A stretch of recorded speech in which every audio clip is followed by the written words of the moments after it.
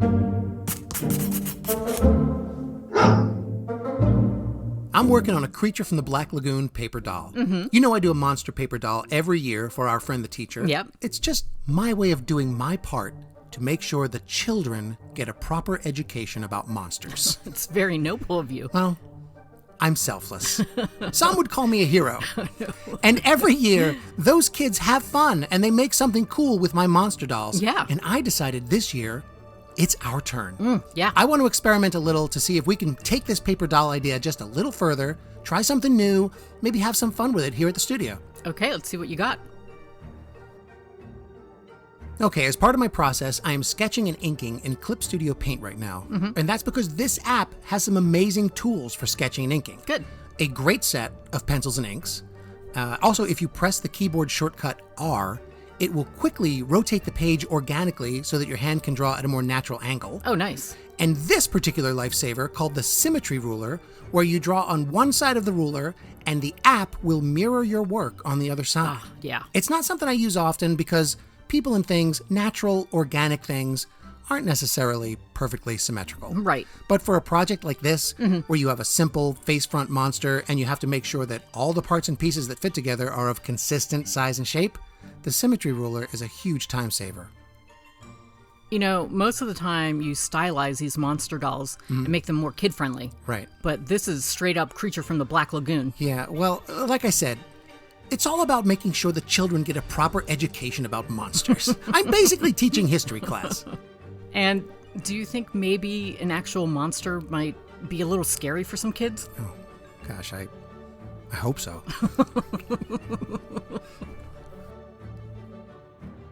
So at this point, the paper dolls have been delivered, and as you can see, once again, the kids had a blast coloring monsters at school. I always had fun making Halloween crafts in school. Right? Agreed.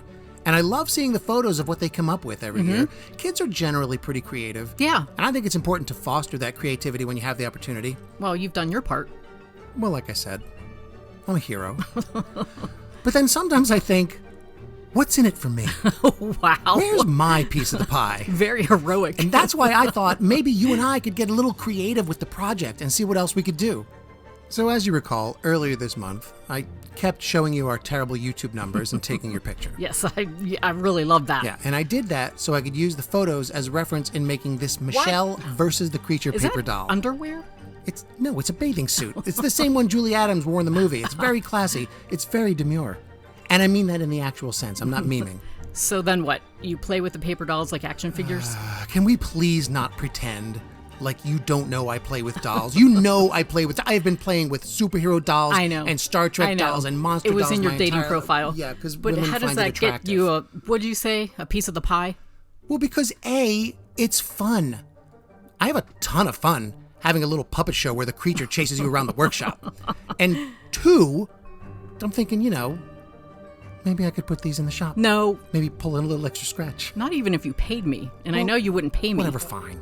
I had another idea anyway, and it's even better than that one. I can't imagine it being any worse. So what I did was I pulled my illustration into Affinity Designer. Okay. And I used the pen tool to draw along the outlines of my figure. Because you wanted to create a cut line for the figure. Yeah, because a lot of laser cutters and other desktop CNC machines use SVG files to make their cuts or to engrave their designs. Okay. And I wanted to export this creature as an SVG file to see if it could be cut on one of those machines. So to avoid having to hand cut 36 monsters with a pair of scissors. Well, yeah, at first I was thinking of trying to make things easier for our teacher friend. But that's how it started. Yeah. But when I was finishing up the file, I thought, well, I've given her enough help.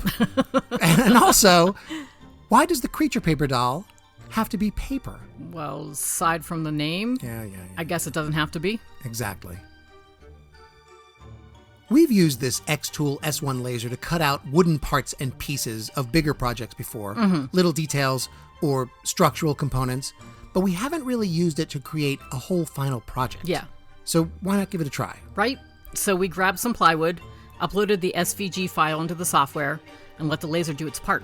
And we're really just getting started with this laser. I think we were hesitant at first because we wanted to learn to create the files and use it for small individual art projects of our own design. So there was a small learning curve. There was. But I think we're getting more comfortable creating the files and using the laser in our projects now. Yeah, and in the end, The laser did a great job burning my design into the wood and using my SVG file to cut it out. Yeah. I guess I could have used a wood burner and a coping saw for this. And if you do it that way, all the respect. But I would still be in there right now doing it. Yes. This was a much quicker way to turn the creature into a workable wooden doll. I should mention as I'm painting this that my drawing is based on Millicent Patrick's creature designs. Oh, she's amazing. Yeah, I always like to mention her because her work was groundbreaking and I like to make sure she gets the credit she deserves. Of course.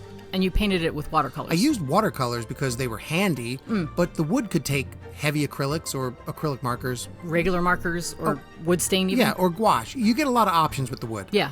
And when I was done, I sprayed it with a matte finish. It looks pretty good. I like it. Now, we couldn't just put it together with the brass brads like the paper version. Right. So I picked up some screws and nuts and washers. You know, I might be leaning toward wooden pegs to eliminate the metal altogether. Okay. I'm still working it out, but take a look. It's a more robust version of the paper dolls we made. Yeah. And it's more rustic looking. And kind of a vintage feel. Yeah. Or something you'd see in a holiday craft show. That's what I thought. And then I remembered I have a whole stack of paper doll monster designs from the last few years just sitting there in my files. And who are they benefiting? The children? Nobody! Well, the kids appreciate They're them. just going to waste. So I figured we could start our own monster army out of these old paper doll files. I just have to create the SVG files and get them into the laser. Okay. Since I'm pressed for time, I picked two of my favorites. A very kid-friendly Frankenstein monster and an equally adorable mummy. All right. Let's see how they turned out.